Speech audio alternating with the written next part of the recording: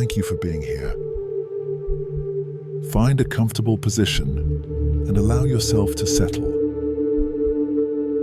There is nothing you need to do right now. Just this moment, this quiet time that belongs entirely to you. Let your body begin to release. Your shoulders drop, your jaw relax, your breathing slow, naturally, effortlessly. For the next few hours, you're going to explore something fascinating, your subconscious mind. The hidden force that's been with you your entire life, shaping everything you experience. You don't need to concentrate. You don't need to remember. You don't even need to stay awake. Let the words wash over you like gentle waves. Your subconscious is listening, even when you slip into sleep. So breathe, relax, and let yourself be carried into the hidden world that guides you every moment, beginning now with a simple truth. Your brain decides before you are aware. Scientists have discovered that your subconscious mind makes decisions up to 7 seconds before your conscious mind becomes aware of them. Let that thought settle gently. Your awareness is simply catching up to choices already made deep within. Consciousness exists in a lag between stimulus and experience. There is a small, quiet gap, a fraction of a second, between what happens around you and when you actually perceive it.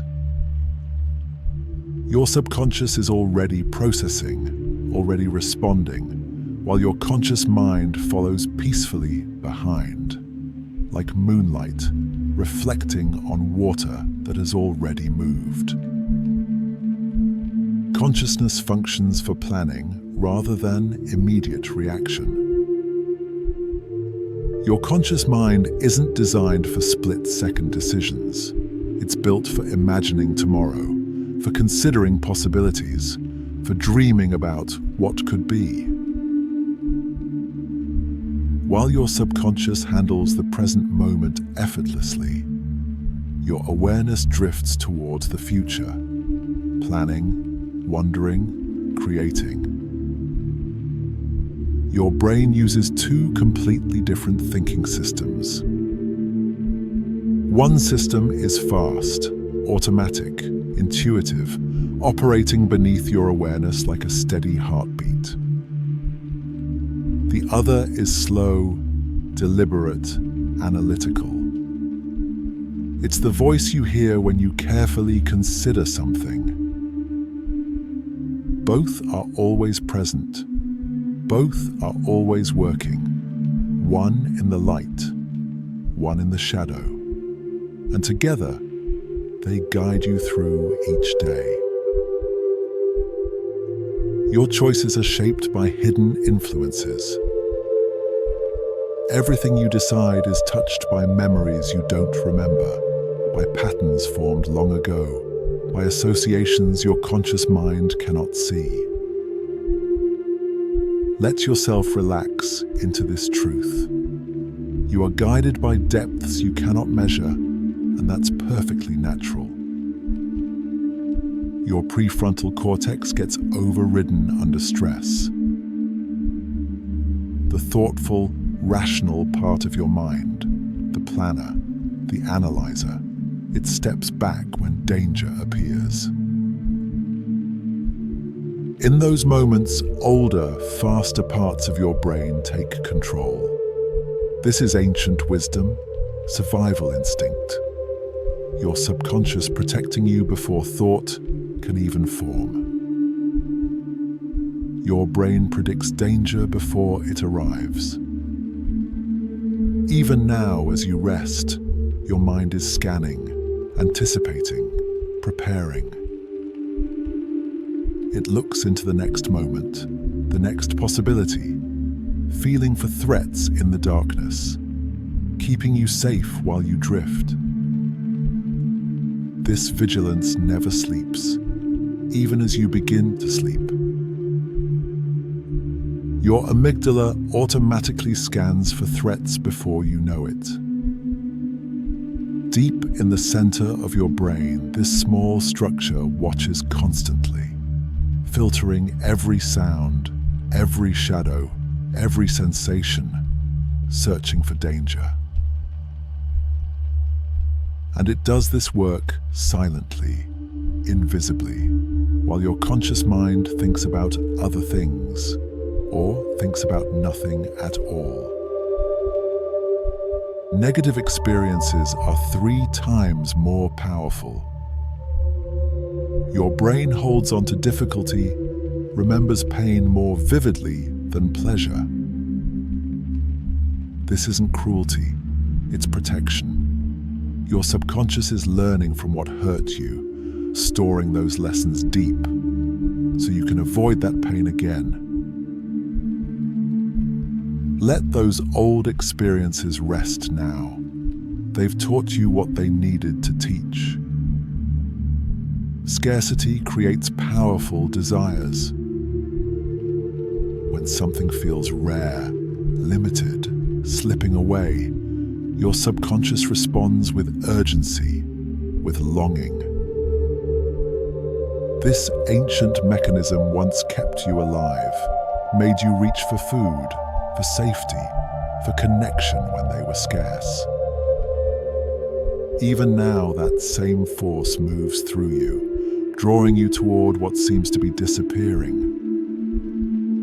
Notice it and breathe, knowing you have enough, right here, right now.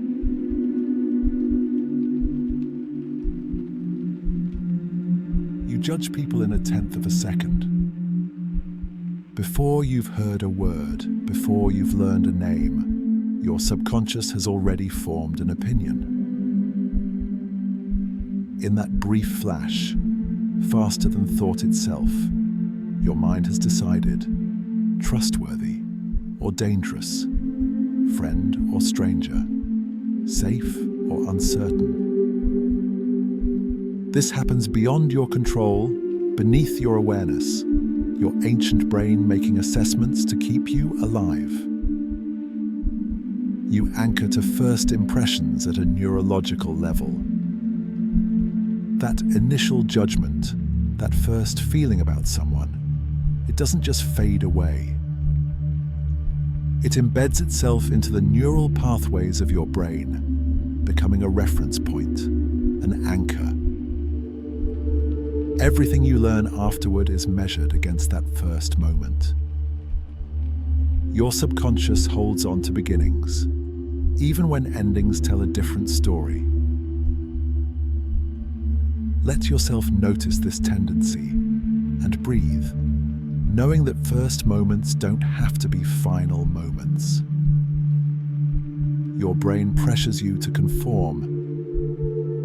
There's a deep pull within you, a subtle force, drawing you toward the thoughts and behaviors of those around you.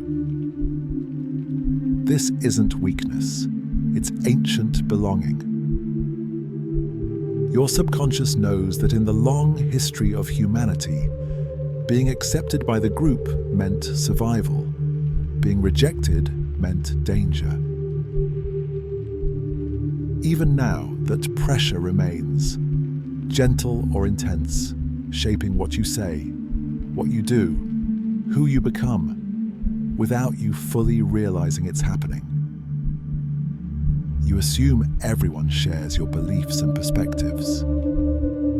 It's called the false consensus effect, and it operates quietly in the background of your mind. You naturally believe that others see the world the way you do, that your opinions are common, reasonable, shared.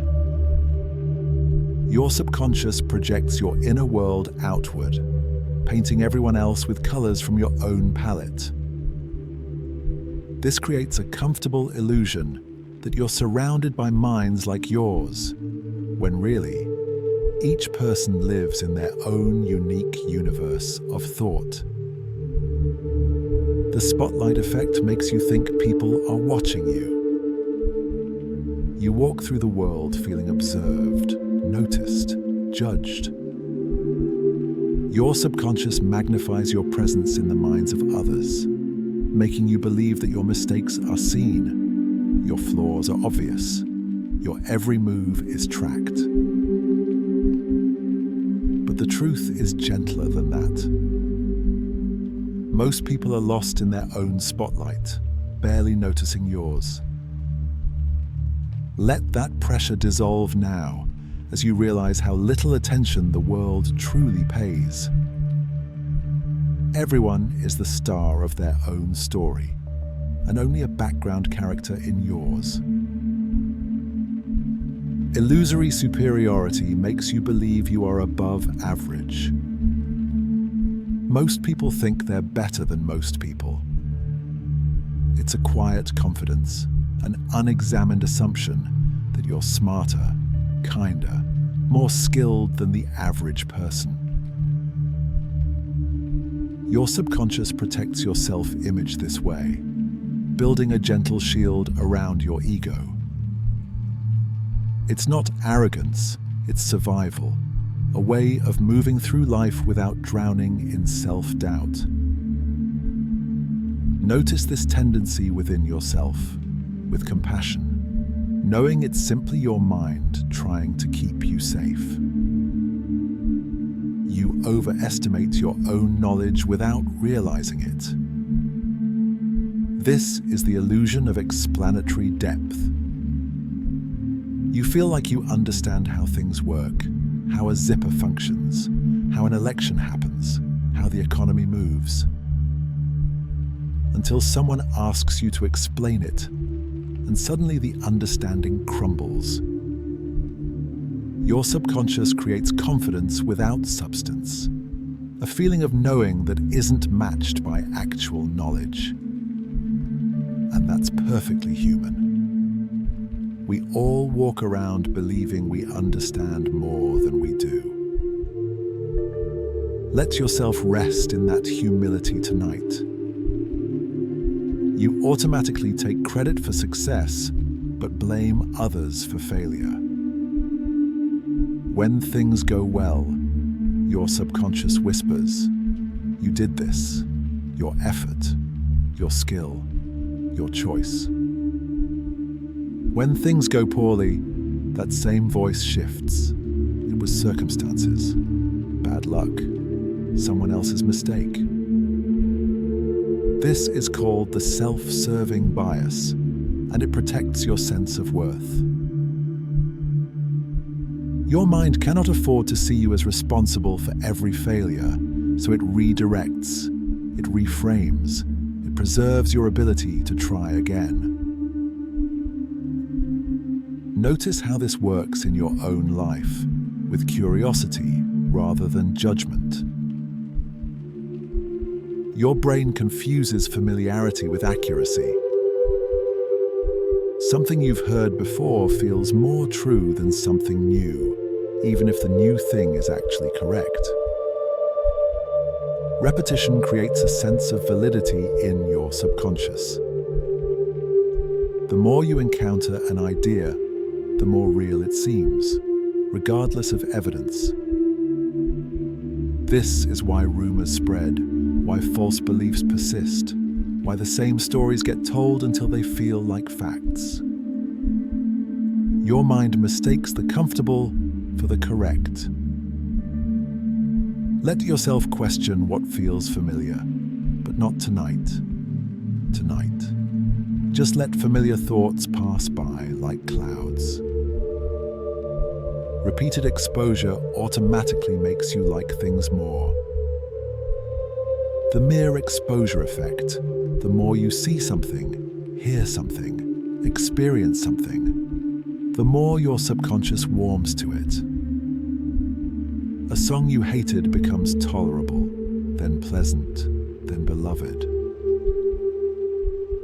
A face you found strange becomes comforting. This happens without decision. without reason. Your brain simply learns to prefer what it knows. Familiarity breeds affection, and your subconscious is always learning what to love, based simply on what appears, again and again and again.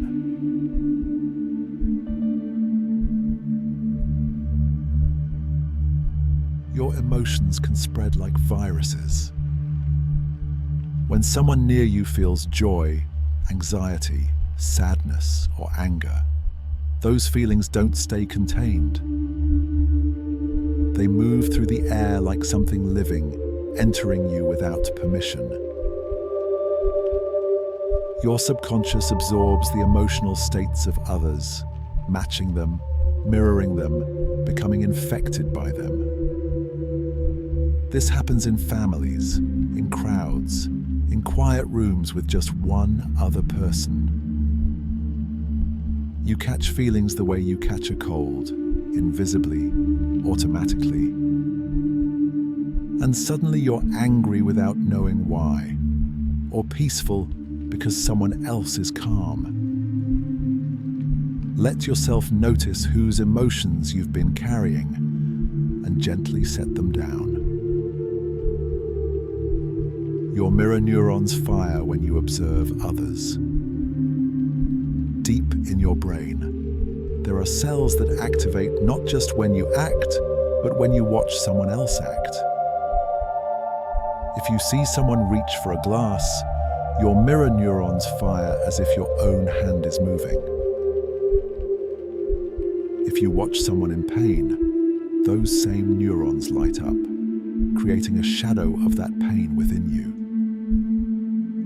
This is how empathy is born at the neurological level. Your subconscious doesn't fully distinguish between your experience and theirs. You are wired for connection, built to feel what others feel, even from across a room. Your yawn response is controlled by mirror neurons.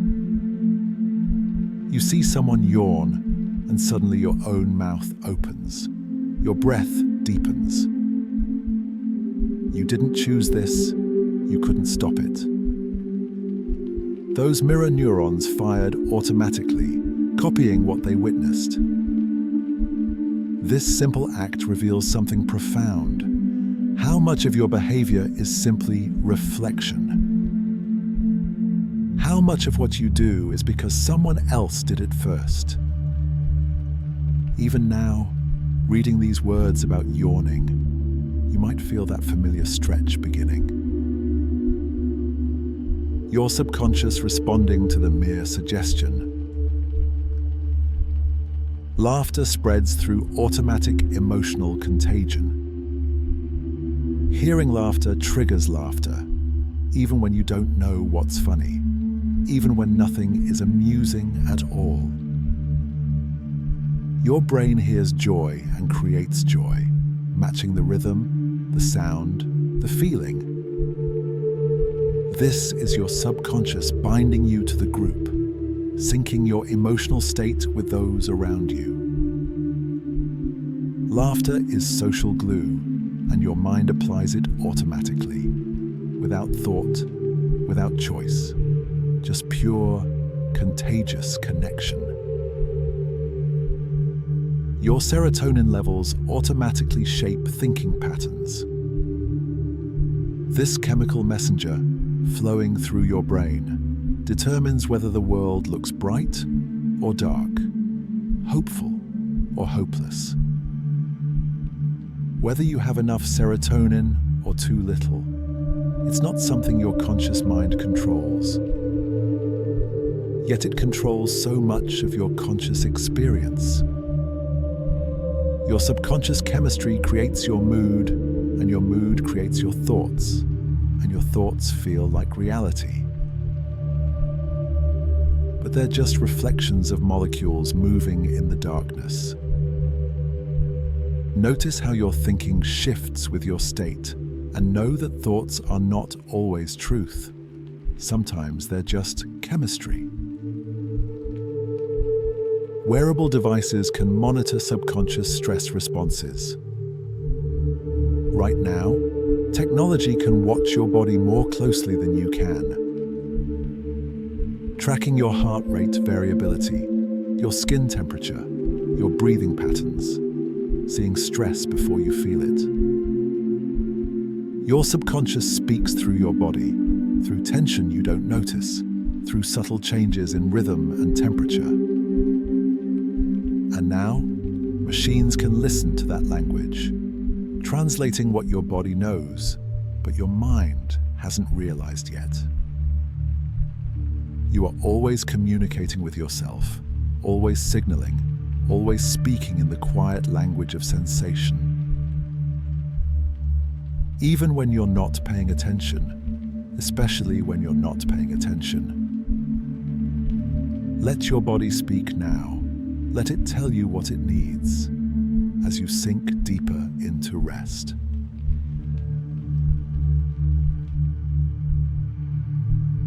Your memories are constantly being rewritten. Every time you remember something, you're not accessing a perfect recording. You're reconstructing it, piecing it together from fragments. And in that reconstruction, things change. Details shift, emotions intensify or fade. The story bends toward what you need it to mean. Your subconscious is an editor, not a camera. Every memory you have has been revised, updated, altered, without you knowing it happened. The past you remember isn't the past that occurred. It's a story your mind keeps rewriting to make sense of who you are now. Your brain creates false memories. Sometimes you remember things that never happened at all. A conversation that didn't occur, an event you weren't present for, a detail someone suggested that your mind accepted as real. Your subconscious fills in gaps, invents connections, builds complete scenes from nothing but implication and imagination. And these false memories feel identical to real ones. They have the same weight, the same clarity, the same certainty. You cannot trust your memory to tell you what is true, only what your subconscious needs you to believe. Let yourself hold your memories more lightly tonight, knowing they are stories, not facts, narratives, not evidence. You remember experiences based on how they end. A difficult vacation with a beautiful final day becomes a good vacation. A pleasant evening that ends in an argument becomes a bad evening. Your subconscious judges entire experiences by their peaks and their endings, ignoring the average, the duration, the majority of what happened. This is called the peak-end rule, and it shapes everything you think you know about your past.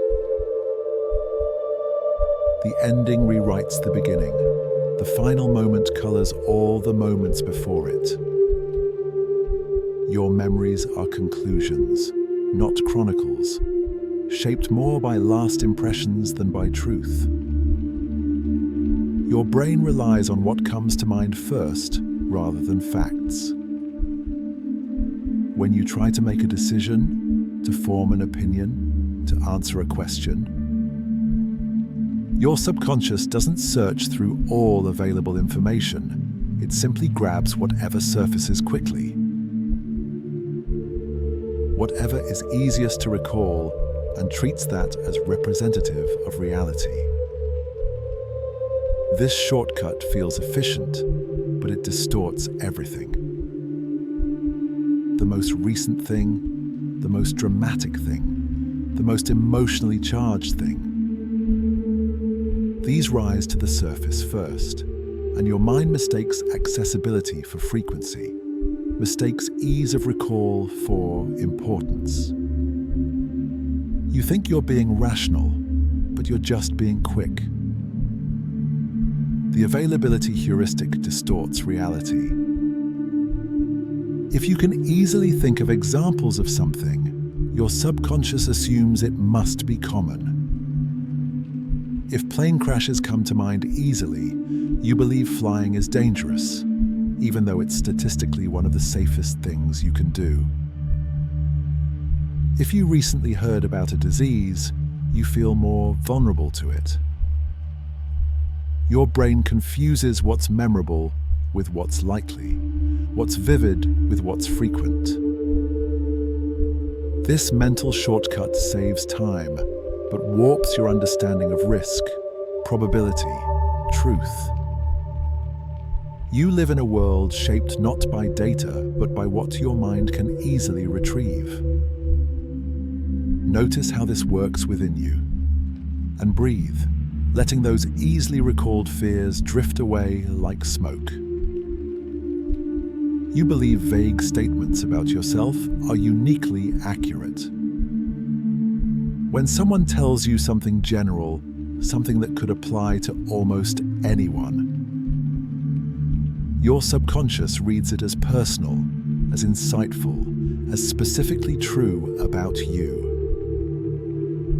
This is the Barnum effect, and it's why horoscopes feel so precise, why personality tests seem to see into your soul. Your mind takes ambiguity and fills it with meaning, projects yourself onto blank spaces, and believes the reflection is a portrait. You are so eager to be understood, so hungry to be seen, that you'll find yourself in almost anything and call it wisdom. Your brain reshapes reality to protect you. When the truth is too painful, when facts threaten your sense of self, your subconscious quietly edits them. It softens harsh memories, justifies your mistakes, reframes your failures as someone else's fault or as valuable lessons. This isn't lying, it's survival.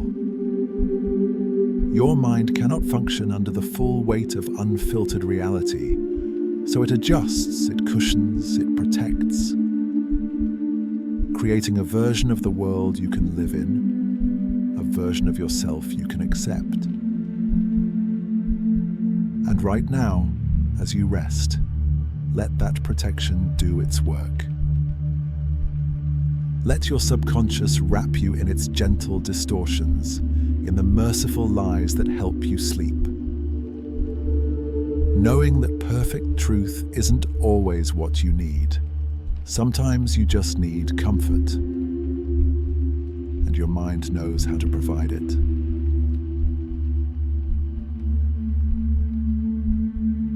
Repeated experiences create ingrained mental patterns. Every time you do something, think something, feel something, your brain carves a path. And the more you travel that path, the deeper it becomes, until it's a groove, a channel, a river that pulls you along without effort. Your subconscious learns through repetition, building highways of habit that bypass conscious choice. This is why the same thoughts return, why the same behaviors emerge, why you find yourself doing things you didn't decide to do. The pattern is already there, worn smooth by 1,000 repetitions, and your mind simply follows it, effortlessly, automatically, again and again. Your dopamine system creates automatic approach and avoidance. Deep in your brain, this chemical messenger is making decisions for you, marking certain things as good, as desirable, as worth pursuing, and marking others as bad, as threatening, as worth avoiding. You don't choose what triggers your dopamine. Your subconscious has already learned, already associated, already decided what brings reward and what brings pain. And now you move through life pulled towards some things and pushed away from others, following invisible threads of neurochemistry.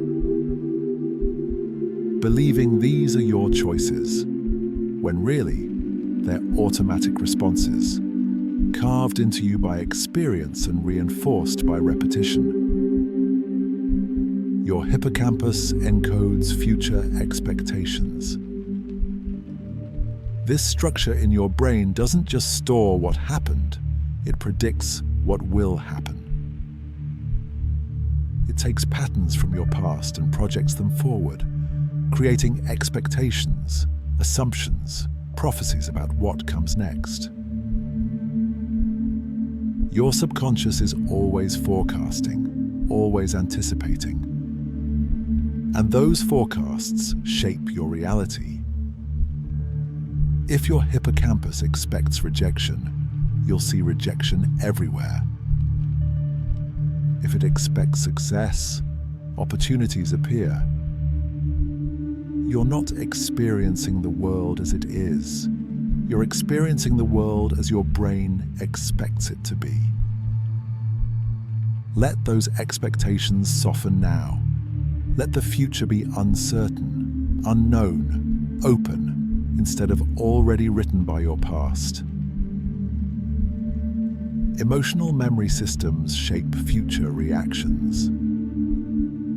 Something happens that makes you feel a certain way, and your subconscious takes note, filing that feeling away, connecting it to the situation, the place, the person, the sensory details. And the next time something similar appears, that old emotion rises automatically, before thought, before reason. You might not even remember the original experience, but the feeling remains, guiding you, warning you, influencing your response. Your present is haunted by emotional echoes from your past, reactions that made sense once, but now appear without context, without explanation. Just pure feeling, rising from depths you cannot see. Your subconscious resists changing ingrained patterns. When you try to break a habit, to think differently, to behave in a new way, you're fighting against neural pathways that have been strengthened by countless repetitions. Your brain prefers what's familiar, what's proven, what requires less energy. Change feels dangerous to your subconscious, uncertain, threatening. So it pulls you back, creates discomfort, generates excuses and justifications, anything to return you to the known path. This resistance isn't failure, it's biology. Your mind is doing what it was designed to do, protect you by keeping things the same. Even when the same is what's hurting you, even when change is what you need, your subconscious holds on tight to what it knows. You underestimate how long tasks will take. This is called the planning fallacy, and it happens every time you make a schedule, set a deadline, predict when you'll finish. Your subconscious is optimistic, imagining everything will go smoothly, that obstacles won't appear, that motivation will remain constant. It ignores past experience, forgets how long things actually took before, and creates timelines based on ideal conditions that rarely exist. You're always surprised when things take longer than expected, even though they almost always do. Your mind lives in best-case scenarios, while reality unfolds in something messier, slower, more complex. Let yourself release the pressure of unrealistic timelines tonight. knowing that time moves at its own pace, regardless of your plans. Virtual reality can engage automatic response systems. When you put on a headset and step into a digital world, your subconscious responds as if it's real. Your heart rate increases when you stand on a virtual cliff. Your palms sweat when a virtual threat approaches. Your mirror neurons fire when you watch a virtual person act. Your ancient brain doesn't distinguish between actual and simulated experience. It simply responds to sensory input, to visual information, to spatial relationships. This reveals something profound. How much of your reality is already virtual, already constructed by your brain, already a simulation? Based on sensory data and prediction, you've always lived in virtual reality, created by your subconscious, moment by moment, and called it the real world. Let that boundary dissolve as you drift, knowing that everything you experience is already interpretation, already filtered, already a dream your brain is having while you sleep.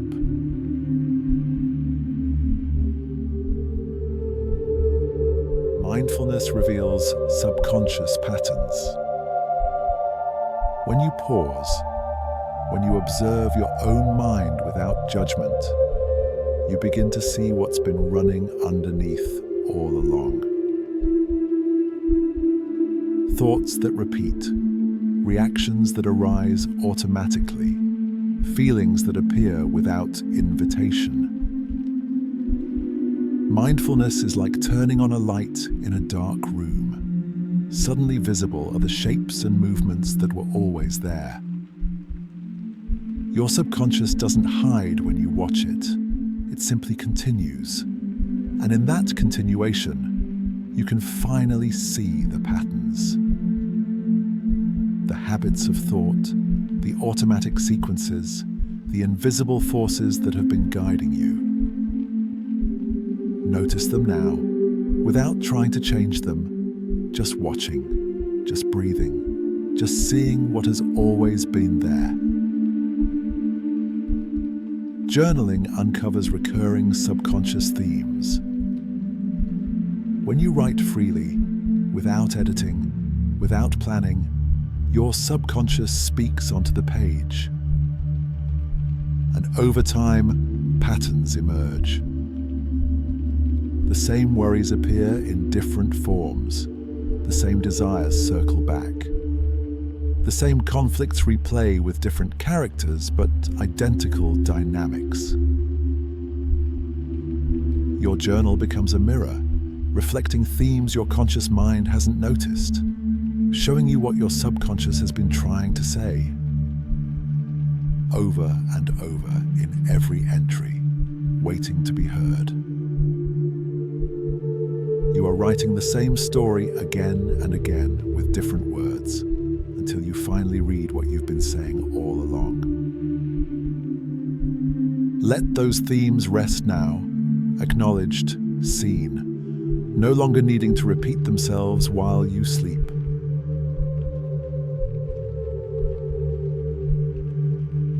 Your consciousness may exist outside ordinary time. There are moments when the future feels present, when something that hasn't happened yet feels remembered. Your subconscious might not be bound by the linear flow of past to present to future. It might exist in a different relationship with time, experiencing what will be as if it already was. This isn't mysticism. It's a possibility emerging from physics, from quantum mechanics, from the strange nature of consciousness itself. Perhaps your awareness touches moments that haven't arrived yet, drawing information backward through time. Knowing before knowing is possible. Let yourself wonder about this as you drift, as time becomes less solid, less certain, less linear. Precognition works like remembering the future. Some researchers propose that your brain doesn't just predict, it actually remembers what's coming, pulling information from tomorrow into today. This would feel identical to intuition, to gut feelings, to knowing something without knowing how you know. Your subconscious reaches forward, touches what will happen, and brings that knowledge back, calling it a hunch, a premonition, a sense. You've felt this before, the certainty that something was about to occur. And then it did. Was that prediction, or was it memory, traveling in the wrong direction through time? Your mind may be more fluid with chronology than you realize. Your brain may be entangled with its future self. In quantum physics, particles can be entangled, connected across space and time, influencing each other instantaneously. Some theorists suggest consciousness might work similarly, that your present mind is entangled with your future mind, sharing information, existing in connection across moments that haven't happened yet. This would mean you're always in contact with who you will become, always receiving echoes from tomorrow. Your subconscious might be having conversations with itself across time.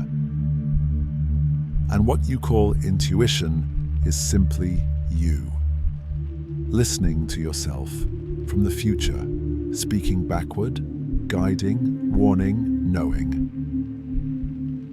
Consciousness can operate through precognition. If your awareness exists outside linear time, if your subconscious can access what hasn't happened yet, then you're not just reacting to the world, you're responding to futures that haven't arrived, making choices based on knowledge that shouldn't exist yet. This changes everything about free will, about causation, about the nature of decision itself.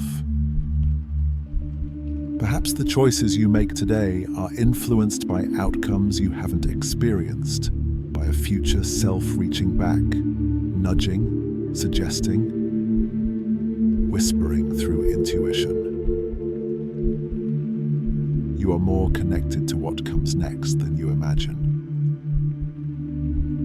Let yourself trust those whispers now, those quiet knowings that arise without explanation. Your future self, speaking softly through the darkness, telling you everything will be okay as you let go and sleep.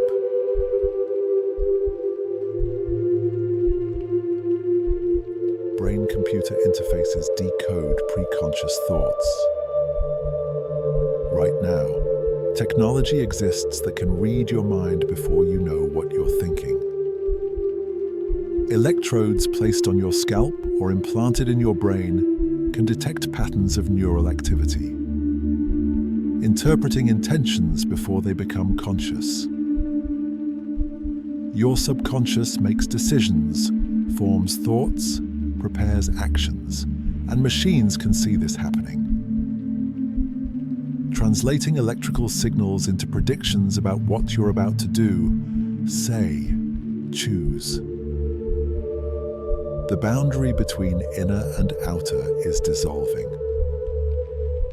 What was once completely private, the silent space before thought becomes word, is now readable, measurable, knowable to something other than you.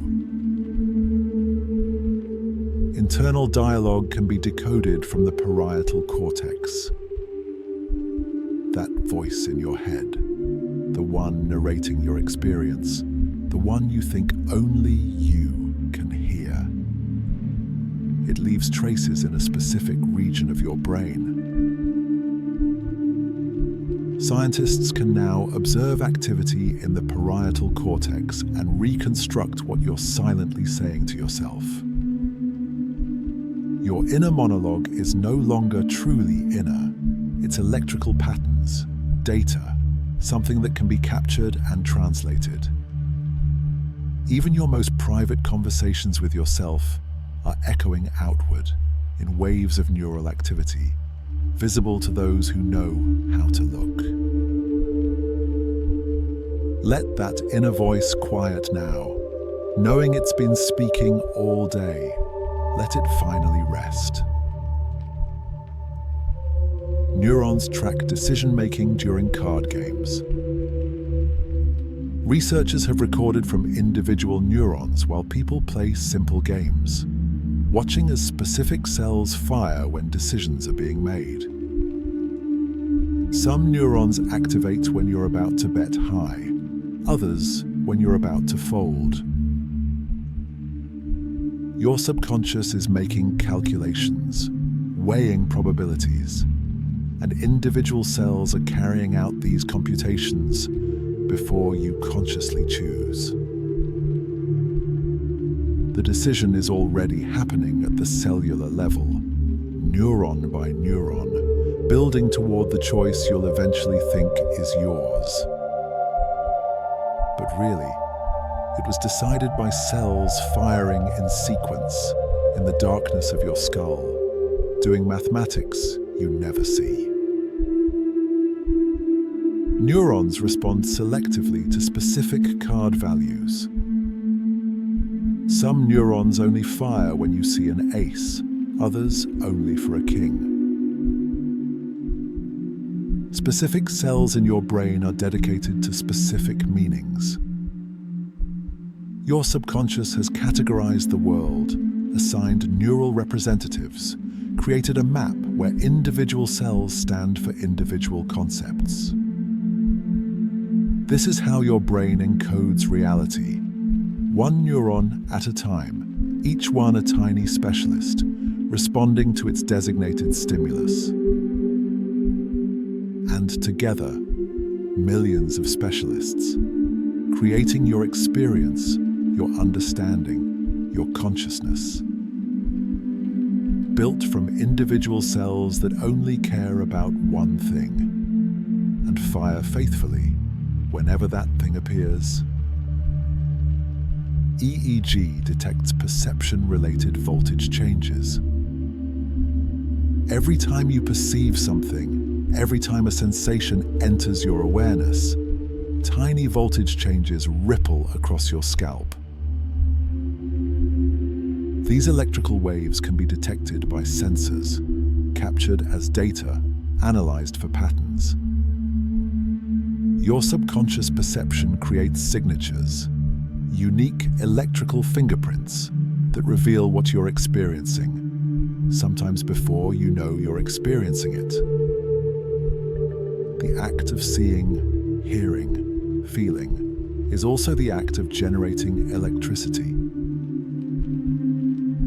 Your consciousness is electromagnetic, waves of charge moving through tissue, creating fields.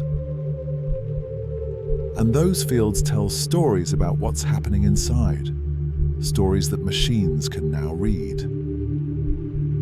AI improves EEG reliability. The signals from your brain are noisy, messy, difficult to interpret. But artificial intelligence is learning to read them with increasing accuracy.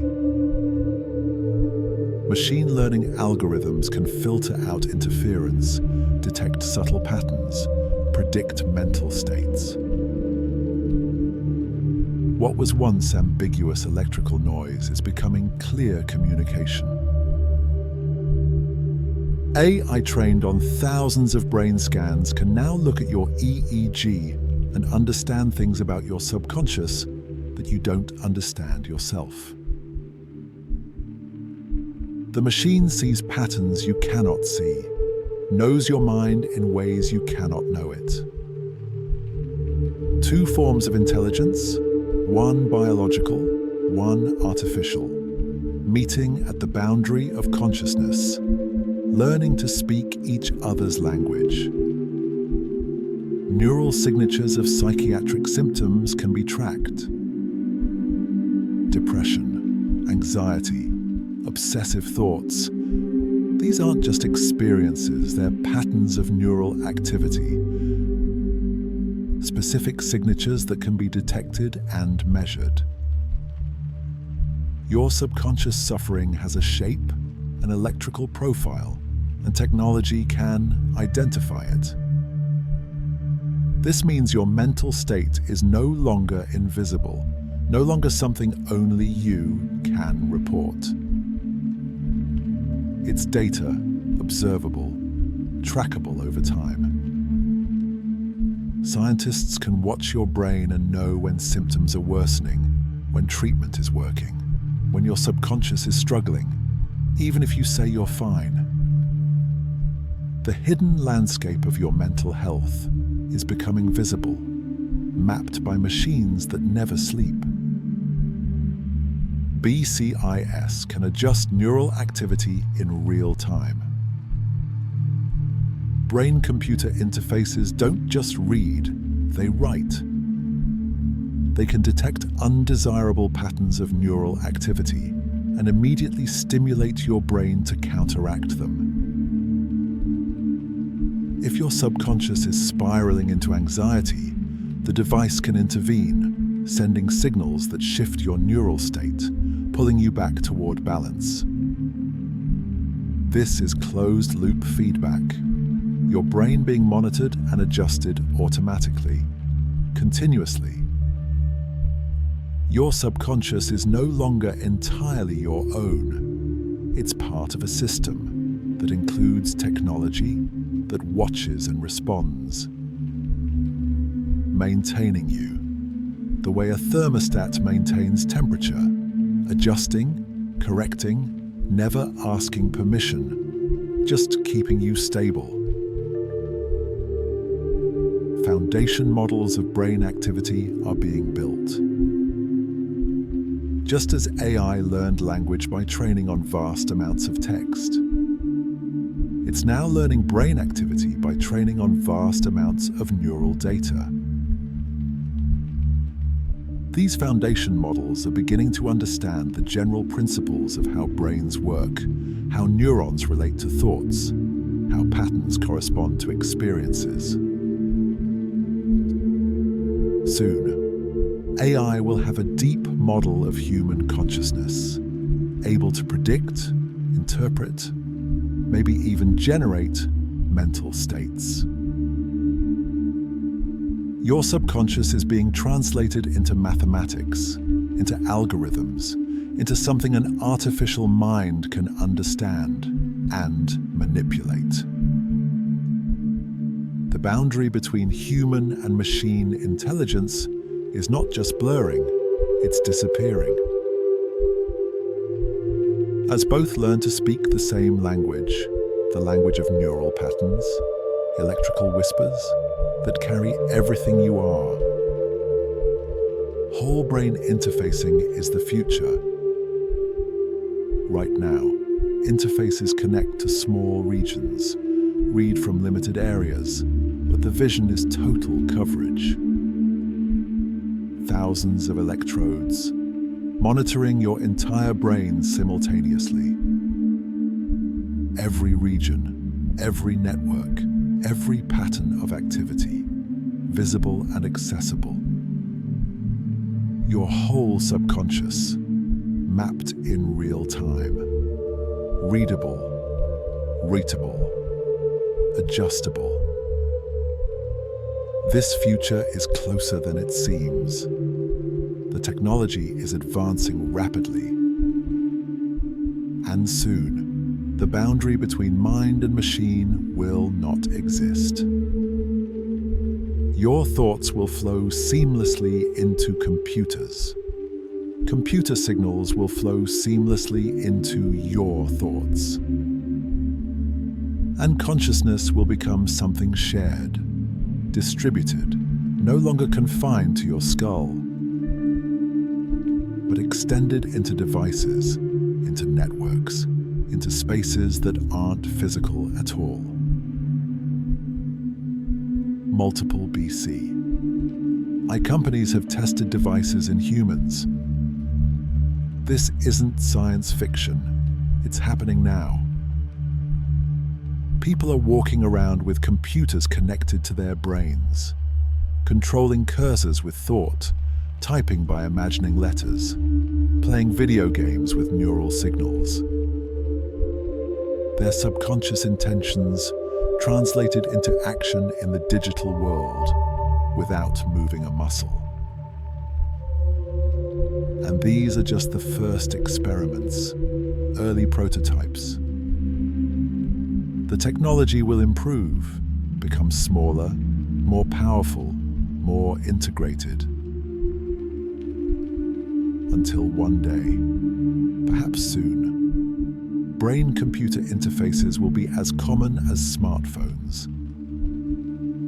And your subconscious will be constantly connected, constantly online, constantly in conversation with machines that know your mind as well as you do, maybe better. Let that future wait, for now, as you disconnect. As you return to the pure experience of your own consciousness, alone, private, beautifully isolated, in the quiet darkness of sleep.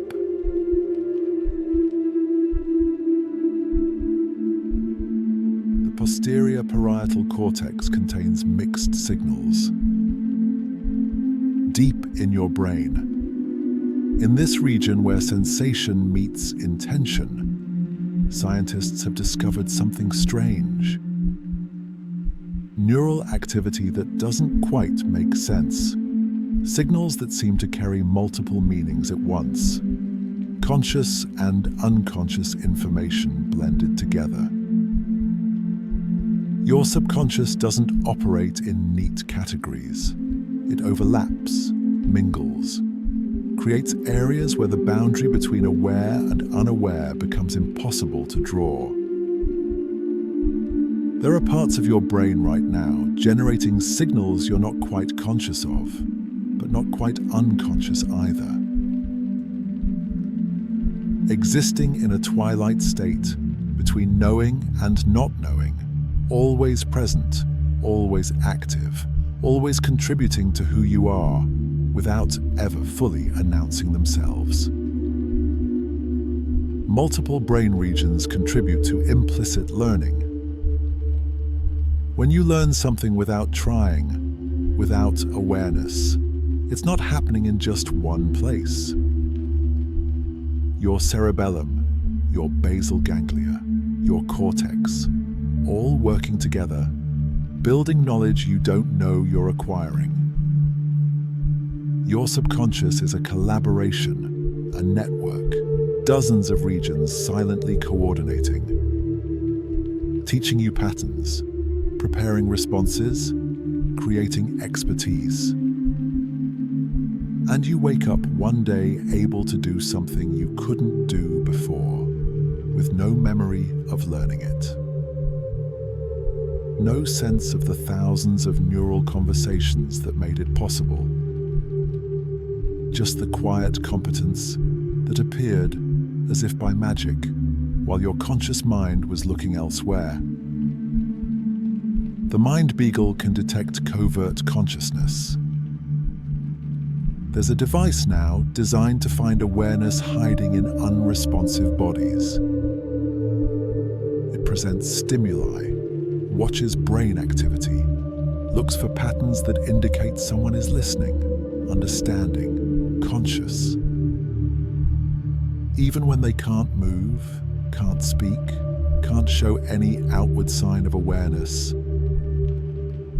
their subconscious is awake, processing, experiencing, trapped behind a body that won't respond.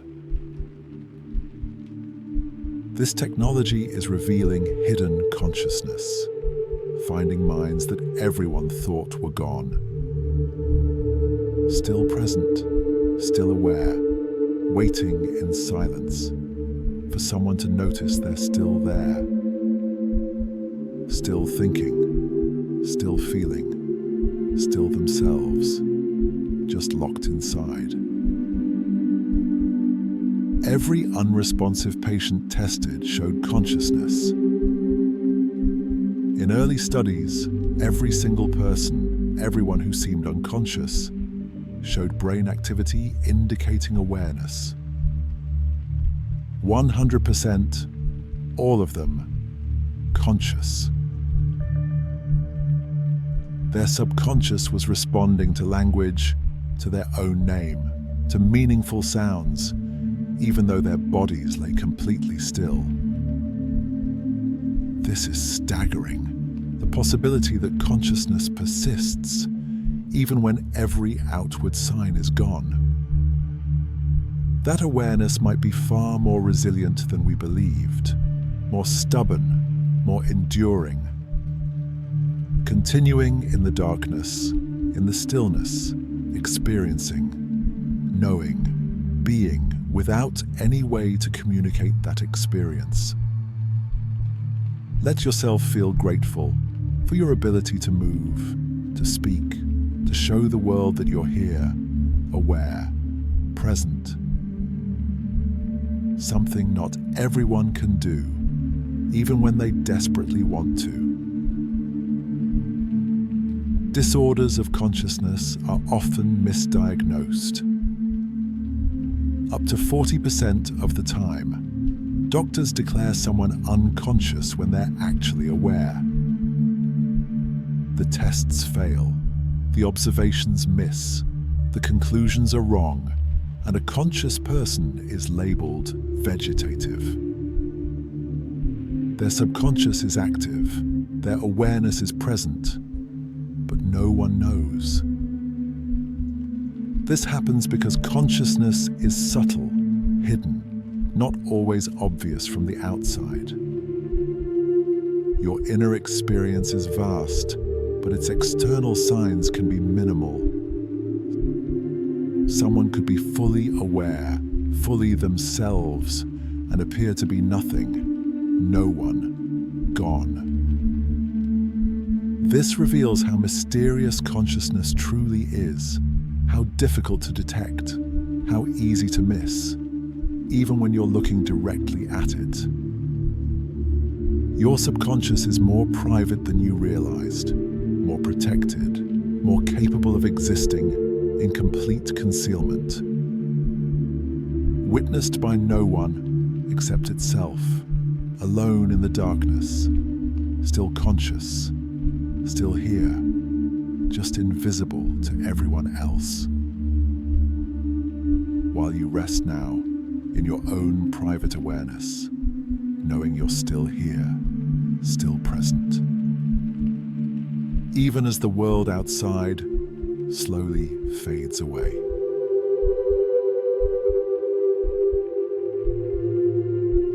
Consciousness evolved in stages. Your awareness didn't arrive all at once. It built itself slowly, over millions of years, layer upon layer. Each stage adding new capabilities, new depths. Your subconscious is ancient architecture, rooms built at different times, for different purposes, all connected now.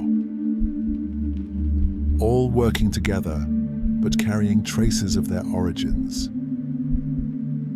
You contain evolutionary history in the structure of your mind. The oldest parts still active, still essential, supporting everything that came after. Your consciousness is a collaboration across time between versions of awareness separated by eons. All present in you, right now, as you rest. Early consciousness began with survival responses.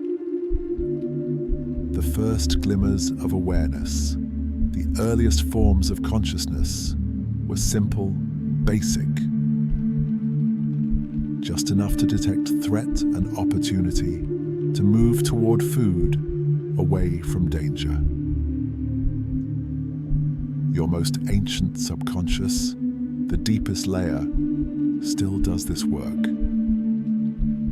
Scanning, reacting, keeping you alive with strategies older than language, older than thought, older than everything you consider human.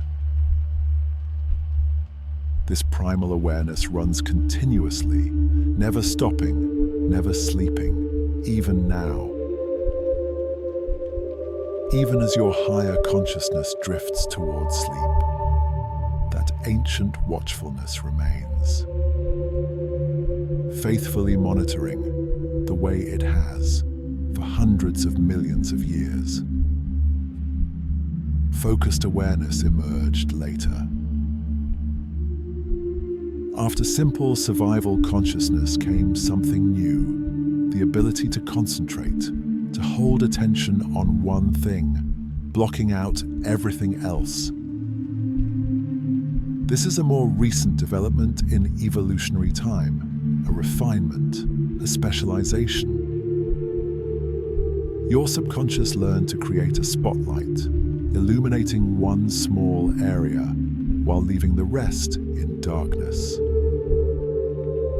This capacity for focus, for selective attention, it feels natural now, but it's actually sophisticated.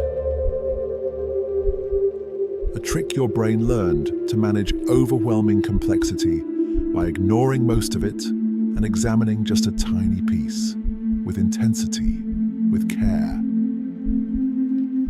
Let that focus dissolve now. Let your attention spread out, diffuse. Returning to the earlier state where everything is present, nothing is chosen, just broad, soft, ancient awareness. Self-reflection emerged last.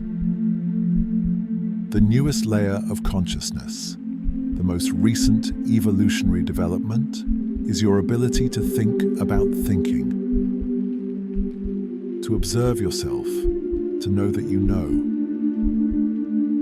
This meta-awareness, this capacity to step back and watch your own mind, is rare in nature, fragile, expensive in terms of neural resources. Your subconscious had to become complex enough, layered enough, to create this loop, this feedback. Where part of you watches another part of you and reports back. This is what makes you human, this reflexive consciousness, this mirror turned inward. But it's also exhausting, demanding, and right now, it can rest. You don't need to watch yourself, to analyze, to reflect. Just let that newest layer go quiet, returning to simpler forms of awareness, older, easier, more peaceful. Self-referential feedback is central to consciousness. Your awareness depends on loops, signals that circle back, information that refers to itself. Your brain monitors its own activity, creating patterns that monitor patterns, thoughts about thoughts. This recursion, this endless self-reference, is what generates the feeling of being someone, of having an inner life. Your subconscious is talking to itself constantly, in circular conversations, each part informing other parts, which inform the first part again. Creating stability through feedback, creating you through self-observation. You are a loop, a strange loop, consciousness examining consciousness, endlessly. But loops can unwind, can slow, can come to rest. Let the feedback quiet. Let the self-reference fade. As you drift towards states where you're still aware, but not aware that you're aware.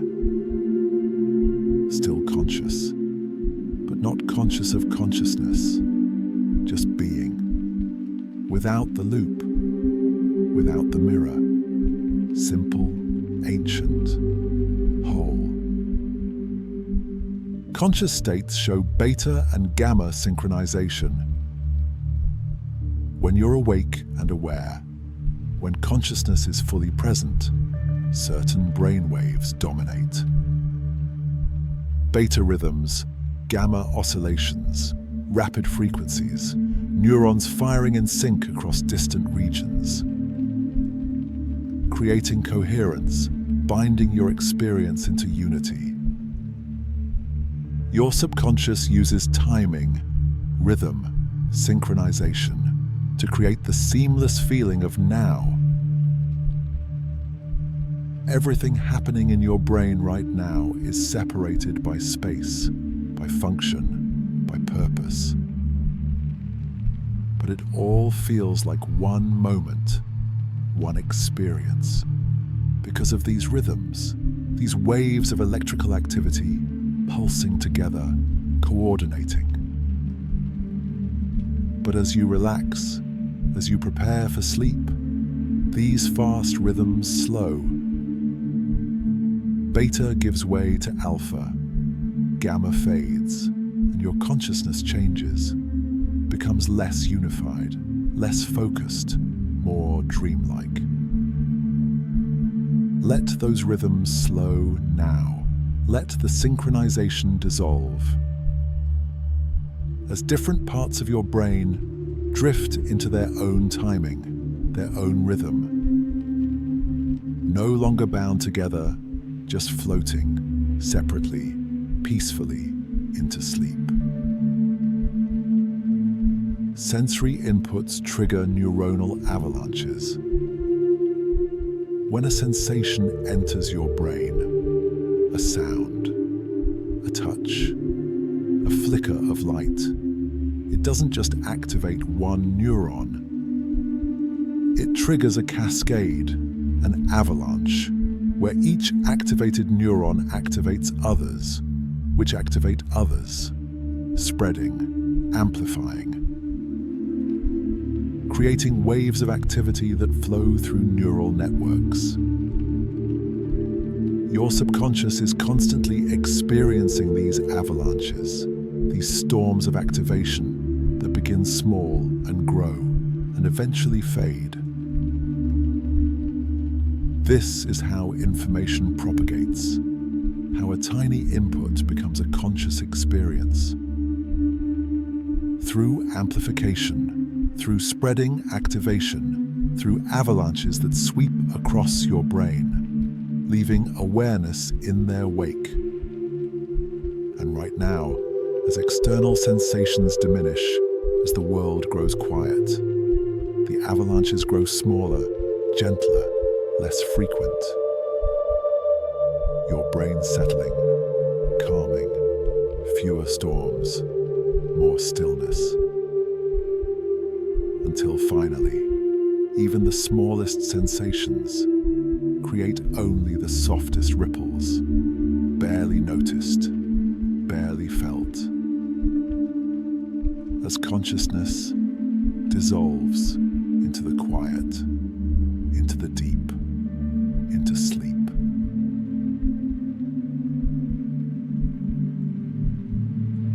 Cortical microcolumns contain around 100 neurons. Your brain is organized into tiny pillars, vertical structures, each one a miniature processor, containing roughly 100 cells working together. These microcolumns are fundamental units, building blocks, and your consciousness emerges from millions of them, coordinating, communicating, creating patterns larger than any single column could produce. Your subconscious is modular, made of repeating units, like a honeycomb, each cell similar, but together creating something extraordinary, complex, aware. Right now, as you rest, millions of these tiny columns are active, humming quietly, maintaining the background of your awareness. Even as you drift, even as consciousness fades, they continue their work faithfully in the darkness. Glutamate resonates with zero-point field modes. At the quantum level, the smallest scale of reality. There's a field of energy that exists everywhere, even in empty space, the zero-point field. Fluctuating, vibrating, always present. And glutamate, the most common neurotransmitter in your brain, the chemical that excites neurons, may resonate with these quantum fluctuations. Your subconscious might be coupled to the quantum vacuum, drawing energy, information from the deepest level of physical reality. This connection between brain chemistry and quantum physics, between thought and the foundation of the universe, suggests consciousness isn't just biological. It's fundamental, woven into the fabric of existence itself. You are not separate from the quantum field. You are an expression of it, temporarily organized, briefly aware, but always connected to the vibrating foundation of everything. Coherence domains form in the brain. Under certain conditions, water molecules in your brain can synchronize, billions of them oscillating together, creating regions of quantum coherence, where particles behave collectively, not individually, losing their separate identities, becoming one quantum system. Your subconscious might rely on these coherence domains, using quantum effects to process information in ways classical physics can't explain. This isn't metaphor, it's measurable physics, happening in the wet, warm, complex environment of your living brain. Quantum coherence, the same phenomenon that makes quantum computers possible, may be occurring naturally in you, supporting consciousness, enabling thought, creating the mysterious bridge between matter and mind.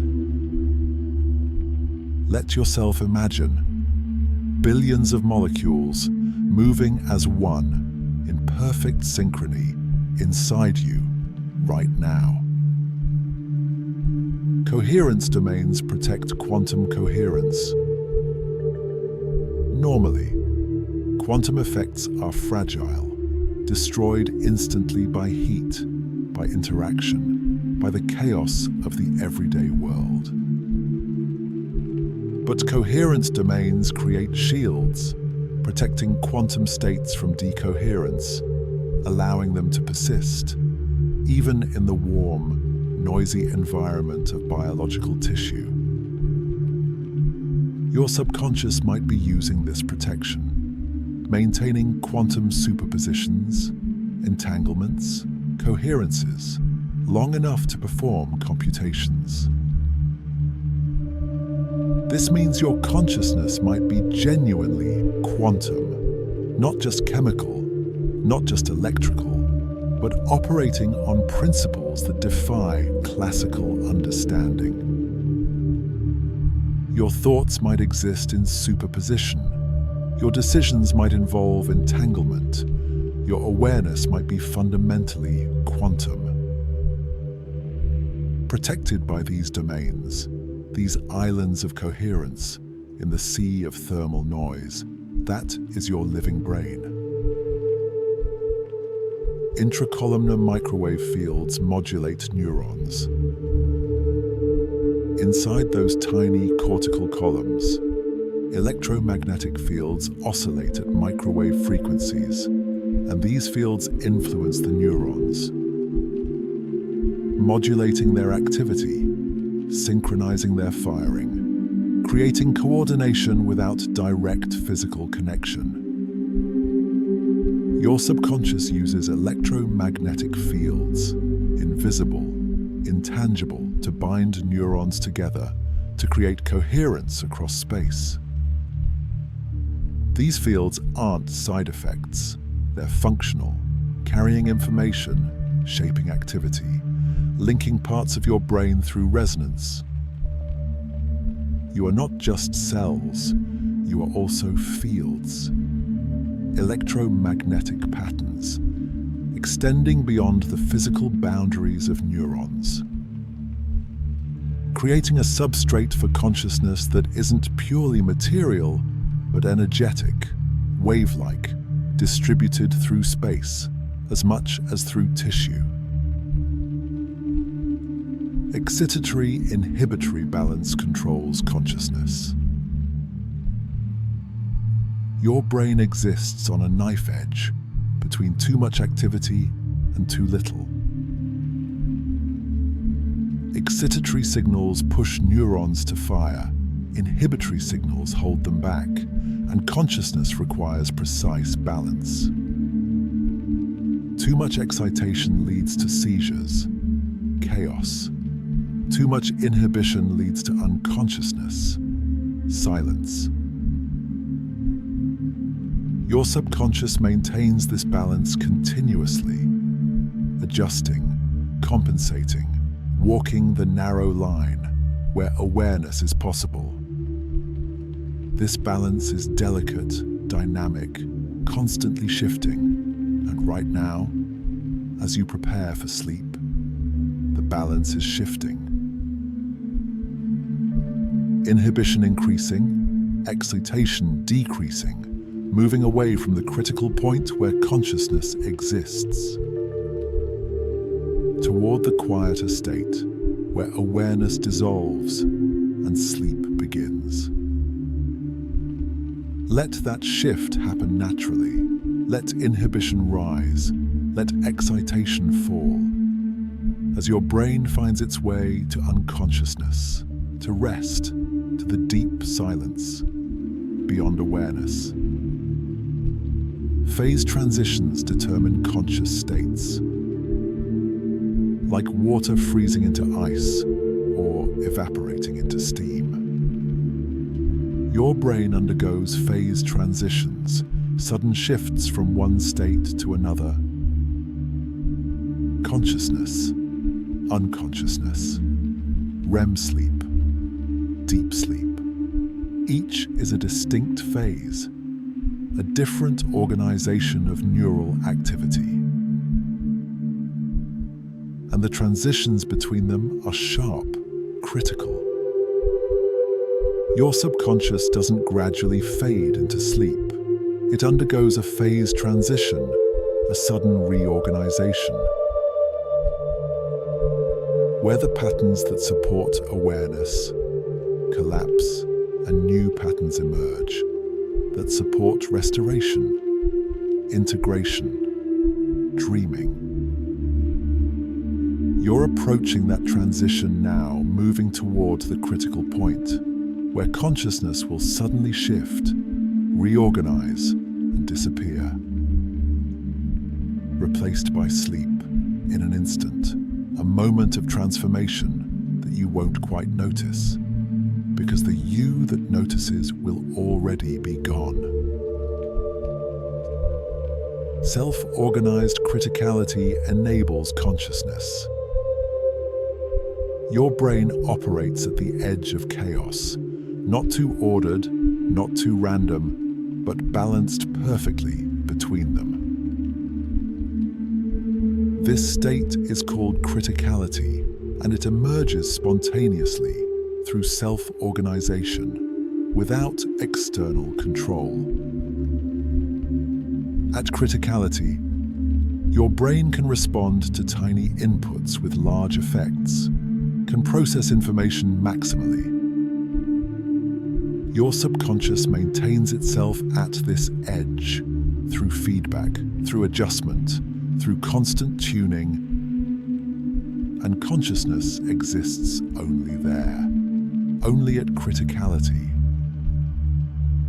This is why consciousness is so fragile. It lives on a knife edge between stability and disorder. A narrow region where awareness becomes possible briefly, beautifully, before conditions shift and consciousness transforms into something else. Unconsciousness deviates from critical dynamics. When you fall asleep, your brain moves away from criticality.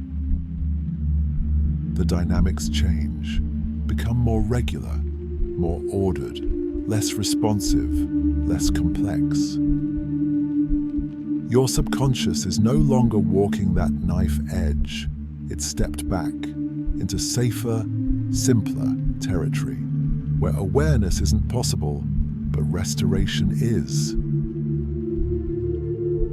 And that's where you're headed now, toward the ordered simplicity of deep sleep. Where your brain can rest, can repair, can integrate without the demanding complexity of consciousness. Let yourself move away from that edge. Let criticality fade. Let the dynamics simplify, become regular, predictable, peaceful. As consciousness dissolves and unconsciousness arrives, gentle, complete, taking you deep into the ordered silence of sleep.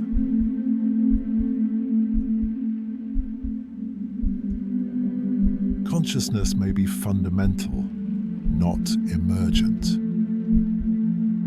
Everything you've been taught suggests that consciousness arises from matter, that neurons create awareness.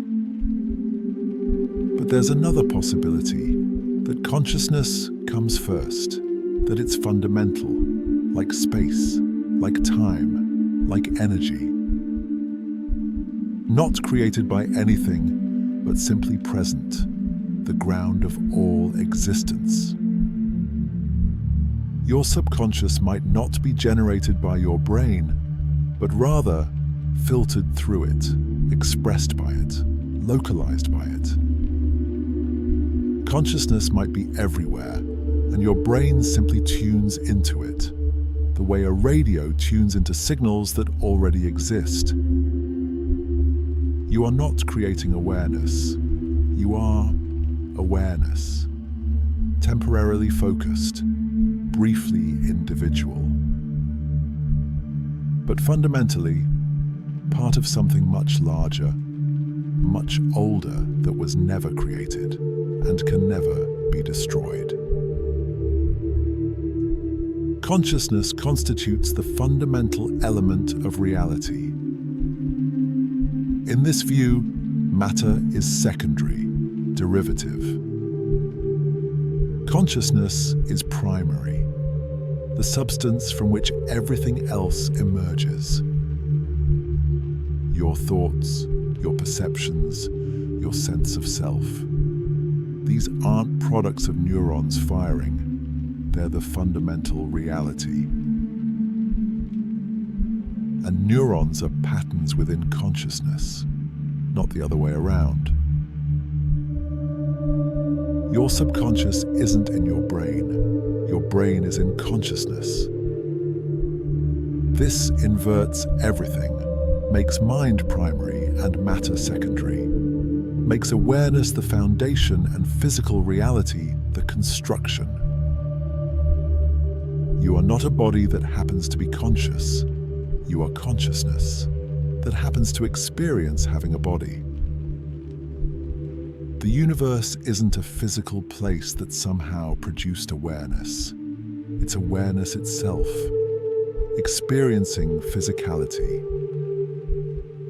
and you are one of its perspectives, one of its dreams, one of the infinite ways consciousness knows itself. Individual minds are part of a larger field.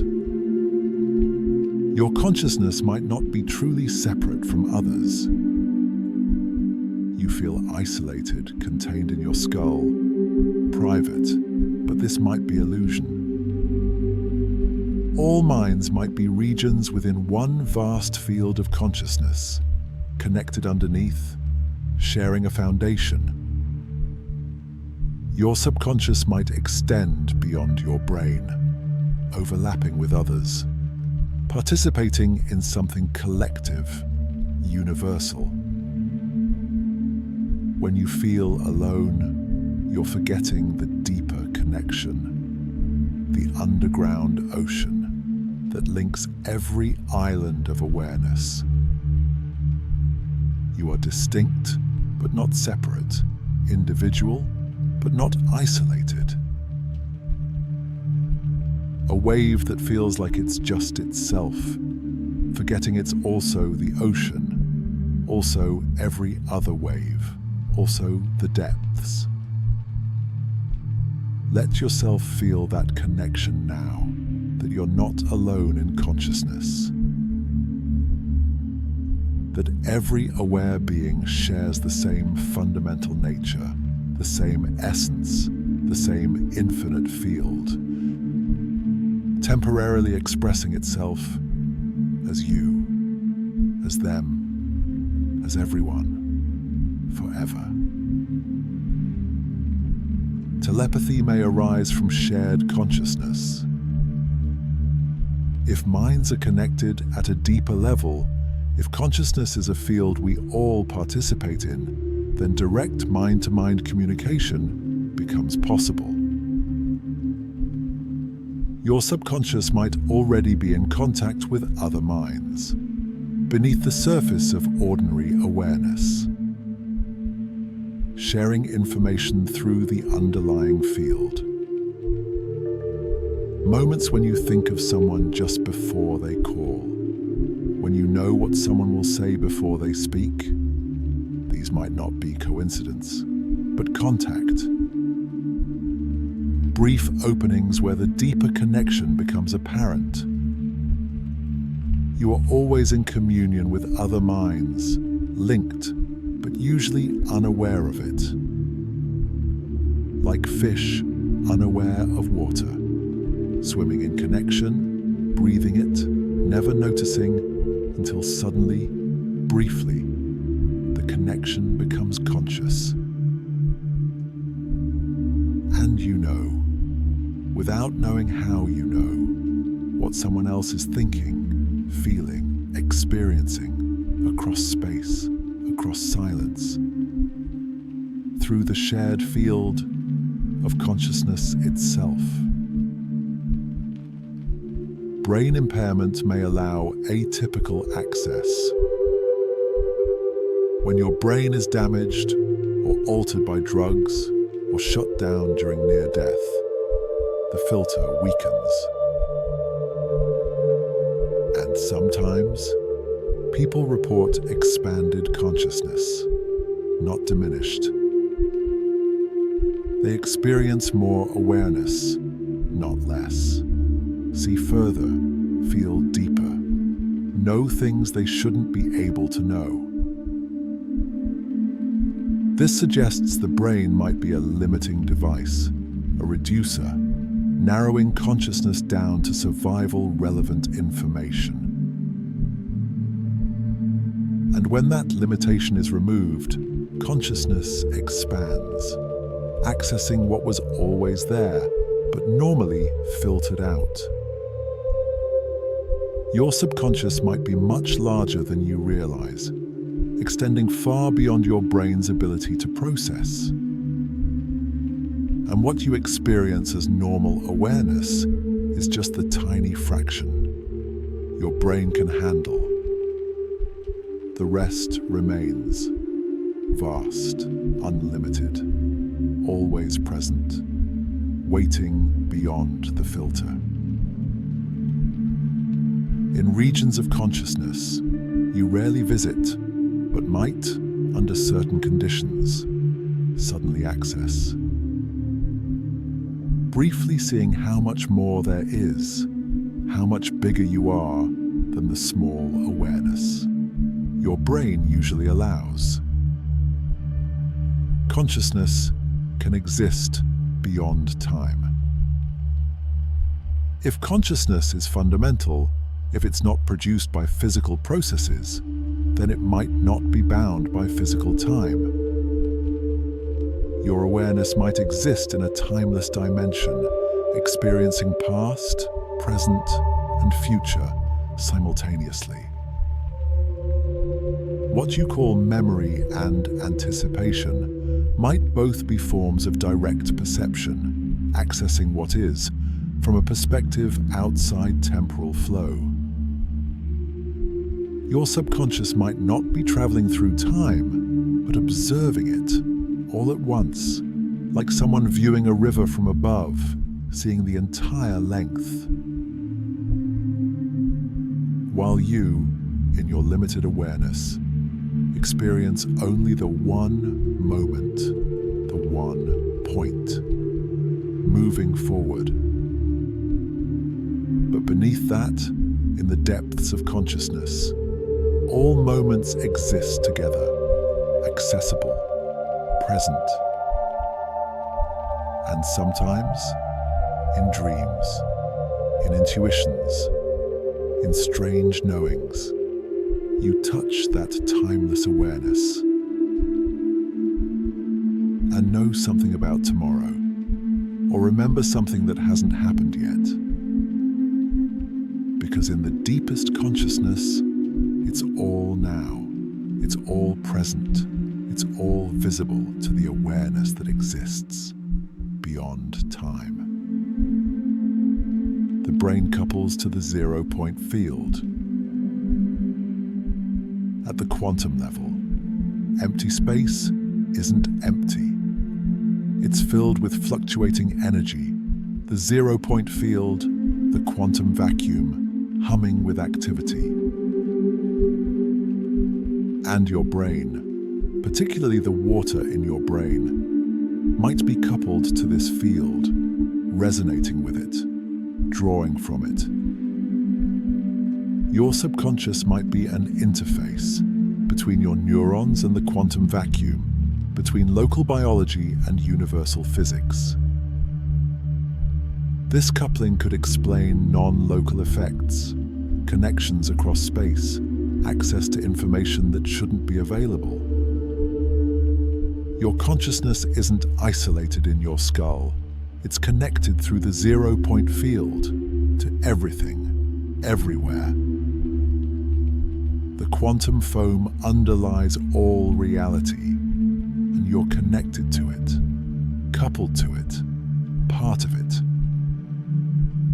Your awareness extends through quantum channels, touching the foundation of physical existence, the vibrating sea, from which all matter emerges and to which it returns eternally. Selective excitation of ZPF modes is required. The 0-point field contains infinite potential, infinite information, but to access specific aspects, your brain must excite specific modes. Your subconscious does this through precise neural activity, through coherence domains, through electromagnetic fields, tuning into particular quantum fluctuations, the way a radio tunes to particular stations. You're not accessing all of the 0-point field, just particular resonances, particular frequencies that your brain's current state can couple with. And different states of consciousness, different neural patterns, couple to different modes, accessing different information. This is why altered states reveal different realities, why meditation accesses different knowledge. You're tuning to different frequencies in the infinite spectrum of quantum possibility. Amplification of ZPF modes creates consciousness. When your brain selectively couples to zero-point field fluctuations and amplifies them through synchronized neural activity, consciousness emerges. Your awareness might be amplified quantum vacuum fluctuations, organized by your brain, but sourced from the fundamental field. This means your thoughts, your experiences, your sense of being, all arise from the quantum foam, from the deepest level of reality. Amplified until they become experience, become awareness, become you. You are quantum vibrations, made loud enough, coherent enough, organized enough to know themselves, to be conscious. And right now, as you fall asleep, that amplification is decreasing, the coupling is weakening.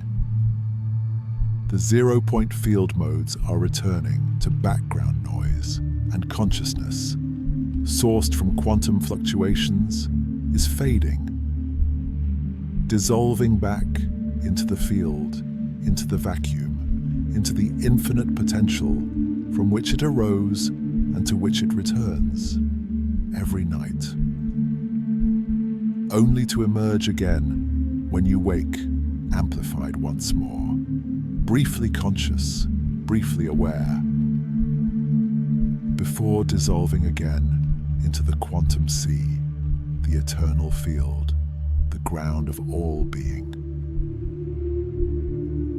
where consciousness rests, between dreams, between thoughts, between moments, in the timeless, infinite darkness of pure potential, pure awareness, pure being, without form, without boundary, without separation. Just consciousness itself, fundamental, eternal, home.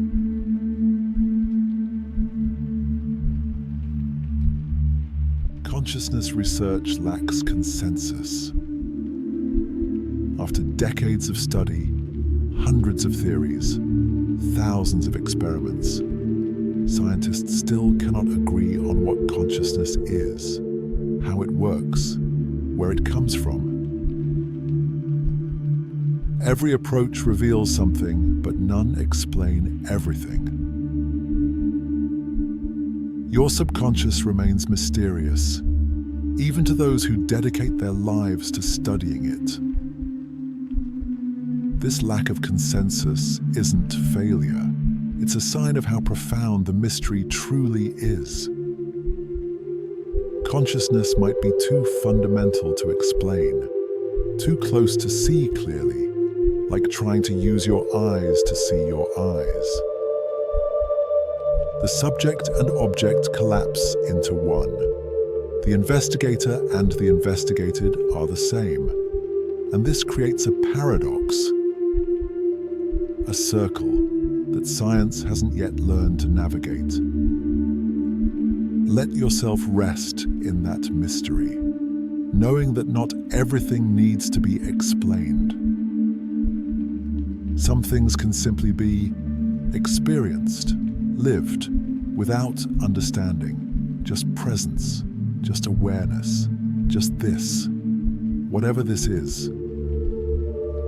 Construct-based approaches are emerging.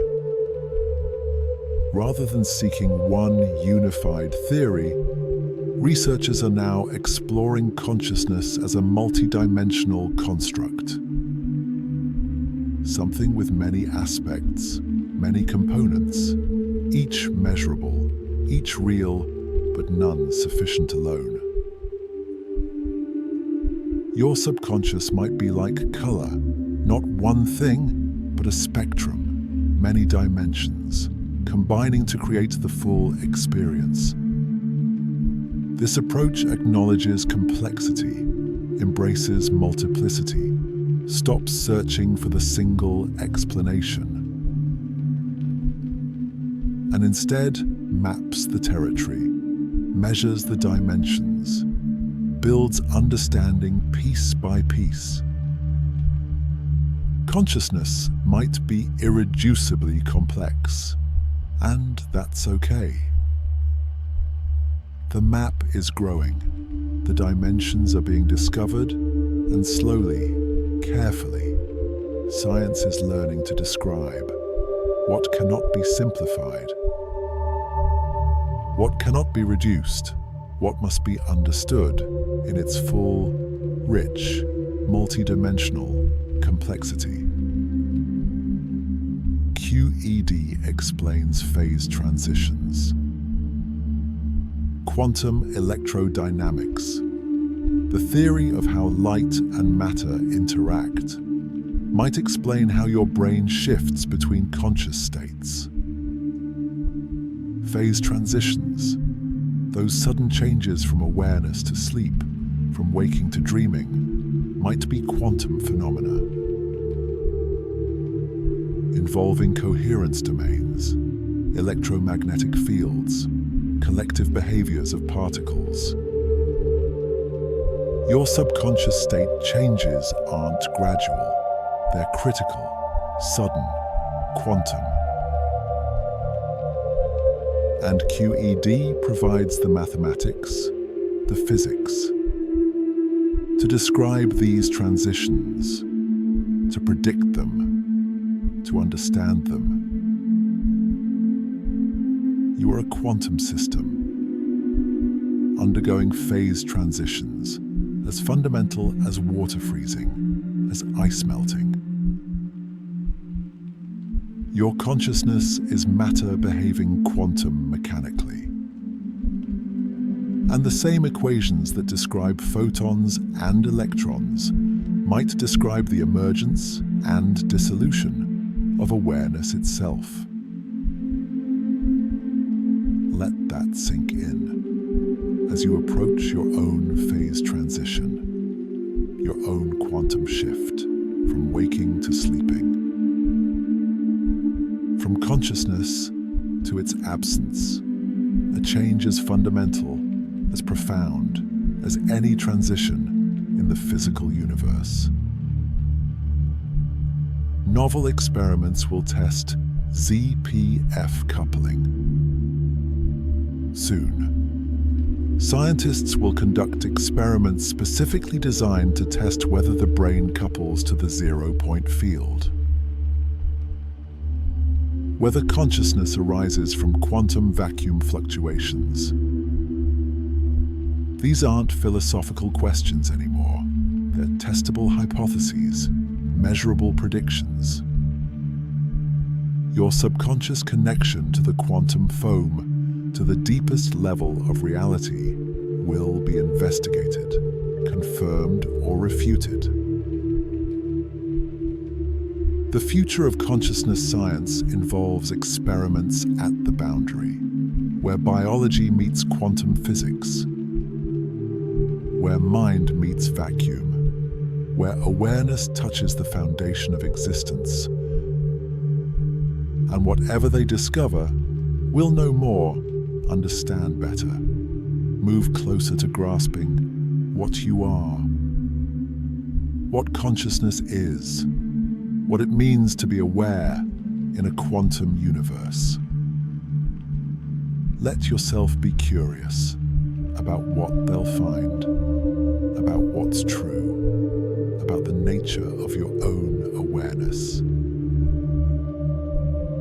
As you drift towards sleep, toward the unknown, that science is still learning to explore.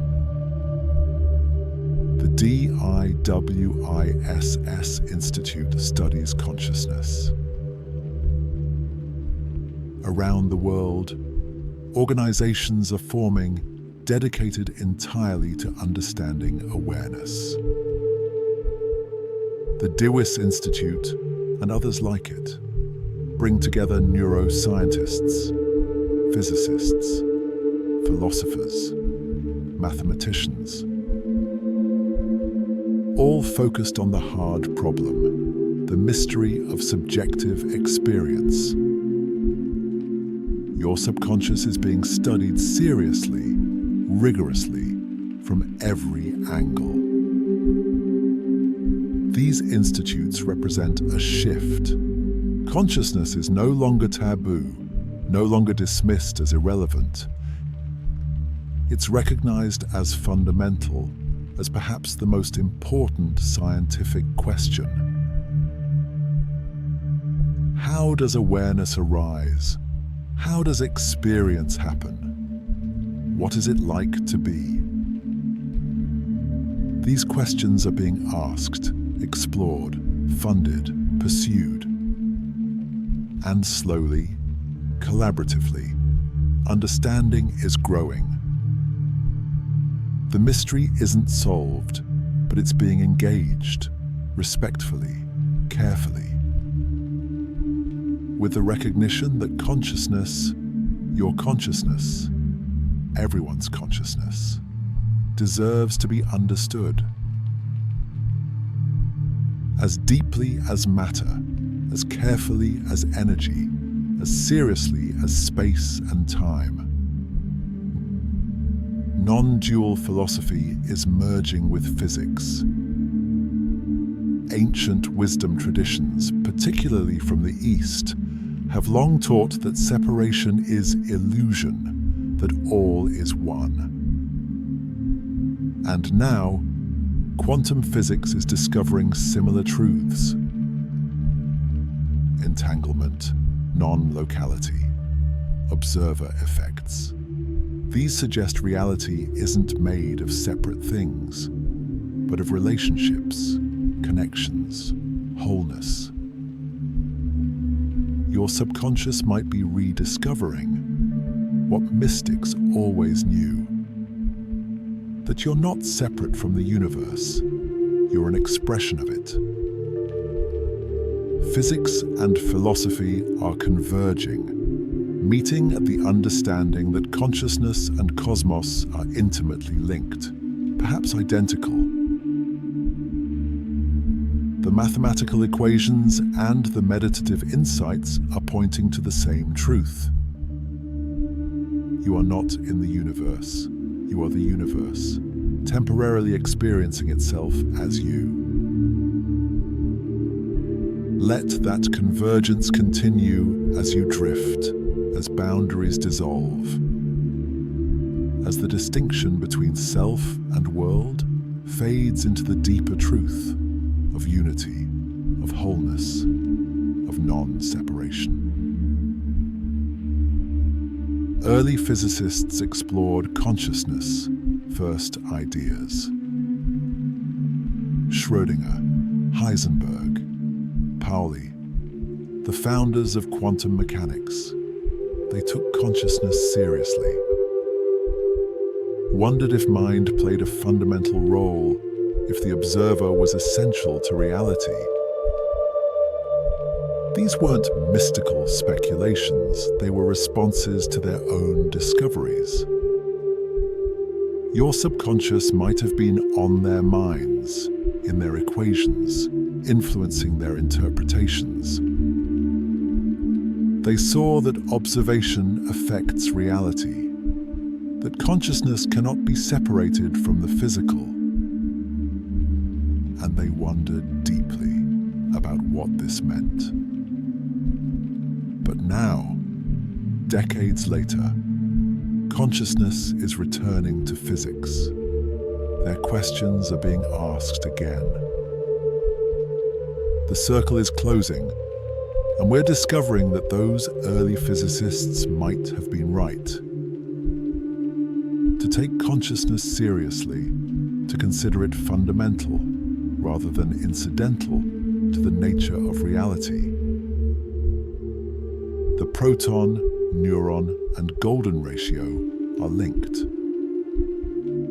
There are strange numerical relationships appearing across scales.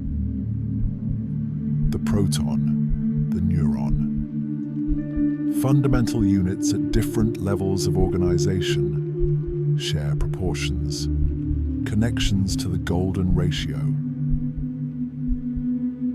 to mathematical constants that appear throughout nature. Your subconscious might be structured according to universal principles, patterns that repeat from the quantum to the biological. This suggests consciousness isn't arbitrary, isn't accidental, but follows laws, obeys principles, participates in the mathematical harmony that underlies all existence.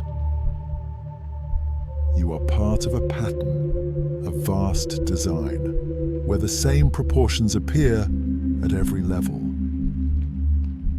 linking the microcosm to the macrocosm, the particle to the neuron to consciousness, the consciousness to the cosmos.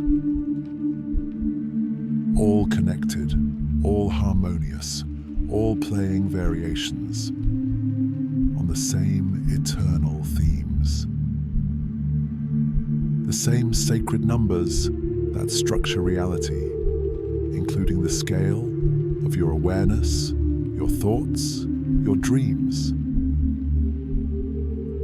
As you drift now into patterns, into rhythms, into the mathematical music of existence, playing through you as you forever.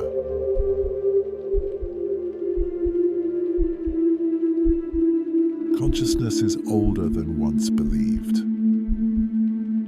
For so long, we thought awareness was recent, a late development, something that appeared only when brains became complex enough. But the evidence is shifting, suggesting consciousness might be ancient, primordial, might have been present from the beginning or before the beginning.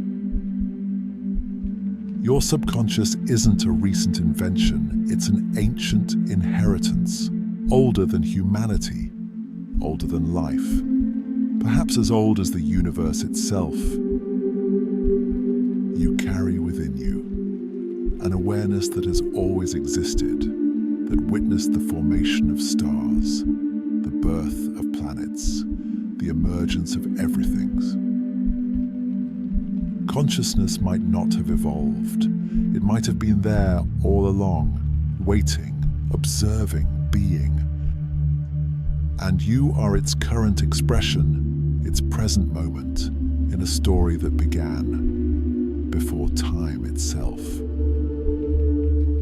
Let yourself feel that age, that depth, that profound continuity, connecting you to everything that ever was, through the thread of awareness that runs through all of it, unbroken, eternal. Consciousness may underlie time and matter. What if everything you think is fundamental? Time, space, matter, energy. What if these emerge from consciousness rather than consciousness emerging from them? What if awareness comes first and creates or experiences into being the physical universe? Your subconscious might not exist in time. Time might exist in consciousness. You might not be made of matter. Matter might be made of experiences, of observations, of awareness crystallized into form. This inverts everything, makes mind primary, makes the physical world secondary, derivative, a dream that consciousness is having. And you are not a small consciousness in a vast physical universe. You are vast consciousness, dreaming a small physical form, briefly, beautifully, before waking into the greater awareness that underlies all existence. Let yourself imagine this as you drift, that the solid world is actually consciousness, taking shape, And you are consciousness, recognizing itself through the mirror of apparent matter, apparent time, apparent separation. Consciousness may connect past and future. If awareness exists beyond time, then past and future aren't separate. They're different directions in a landscape consciousness can navigate. Your subconscious might be in contact with other moments, other versions of you, earlier, later, all existing simultaneously, all accessible through the timeless dimension of awareness. When you remember, you might be touching consciousness at an earlier point.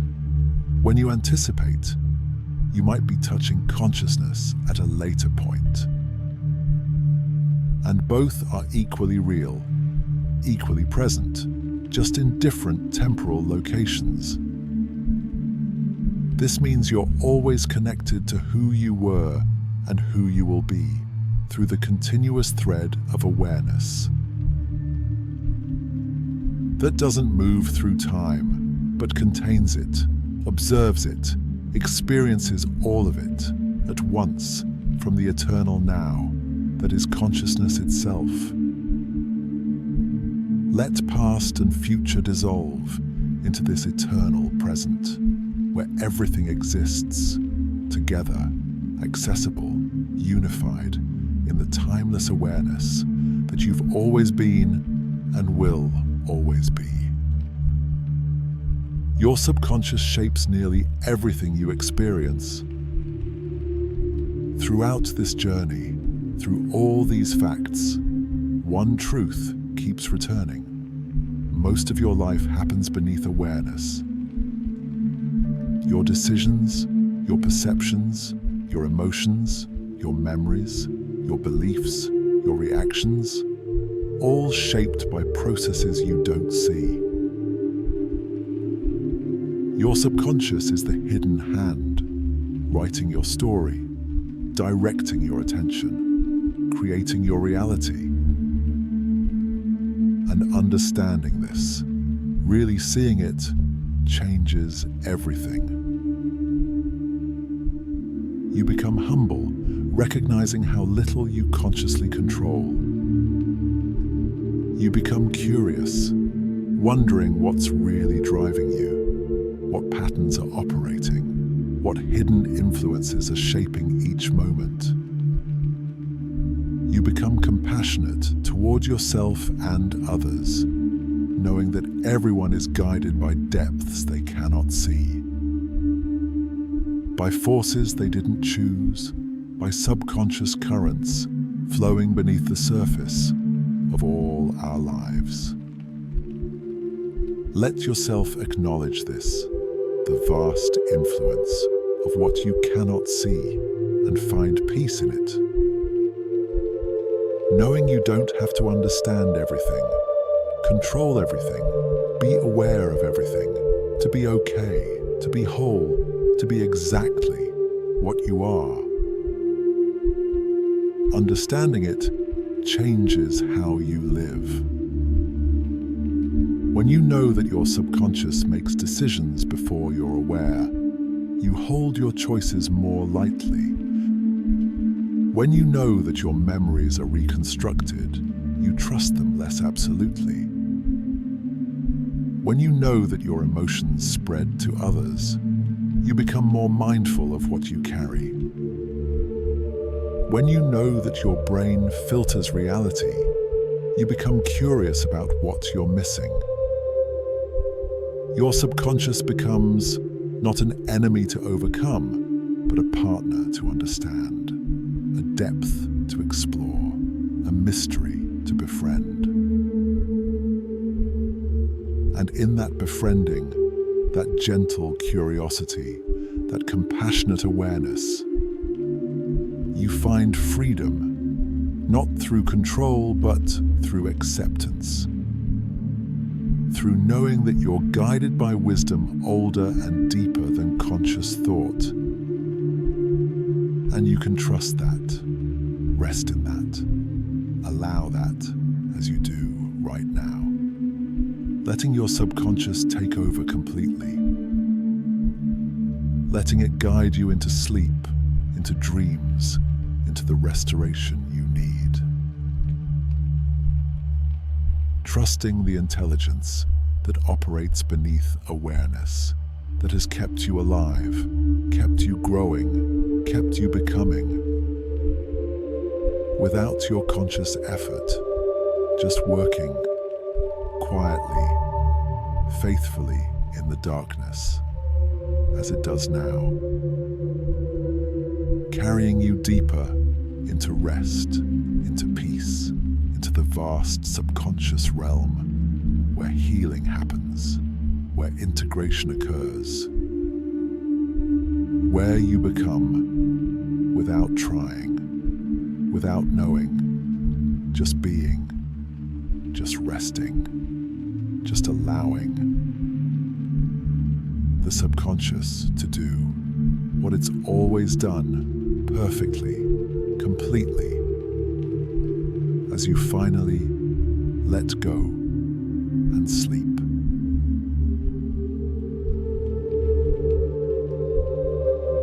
The journey of discovery is complete. Your mind has traveled far tonight, through the deep mechanics of your cells and the vast reaches of the quantum field. Now, there is nothing left to learn, nothing left to ponder. The mystery is safe, your body is safe, and you are home. Let the words you've heard tonight settle like dust, filtering down into the quiet places of your subconscious, where they will nourish you and heal you while you rest. Thank you for exploring the depths with me. Sleep now. Deep, peaceful,